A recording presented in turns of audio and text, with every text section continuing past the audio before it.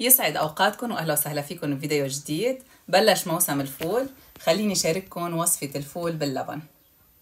ولنحضر طبختنا بطنجرة على النار حطيت 3 ملعقة كبار من زيت الزيتون، حطيت عليهم نص كيلو من لحم الغنم المقطع، حطيت عليهم رشة صغيرة من السبع بهارات، فلفل أسود، قلبتهم مع بعضهم وحركتهم على نار عالية لحتى أخذوا اللون الأشقر الحلو من برا.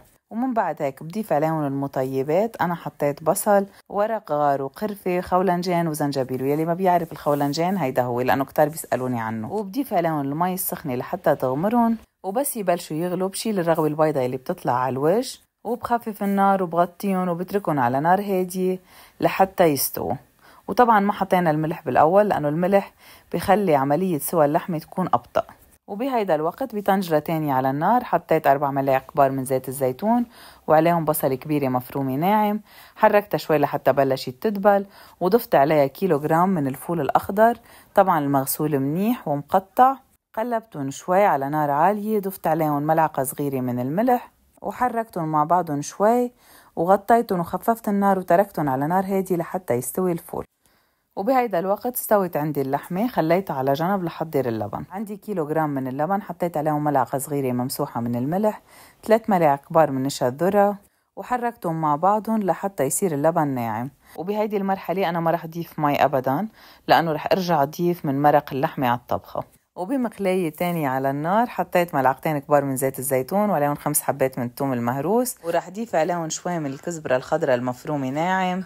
قلبهم مع بعضهم بس دقيقة لحتى ياخدوا النكهات من بعضهم وطفي النار. ويلي بيعرف شو هو أصل هيدي الأكلة يكتب لنا بالتعليقات، لأنه أنا عن جديد بلشت أطبخها، من زمان ما كنت أعملها باللبن واللحمة. وهيك صاروا مكوناتنا جاهزين، بس بدنا نطبق. بس استوى عندي الفول، بعلي النار وبضيف اللبن وأنا عم حرك، وبضلني عم بحرك اللبن لحتى يبلش يغلي. ما فيني أترك اللبن قبل ما يبلش يغلي حتى ما يفرط. وبس يطلع هيدي الفقاعات بخفف النار وبصير بالأمان وفيني وقف تحريك.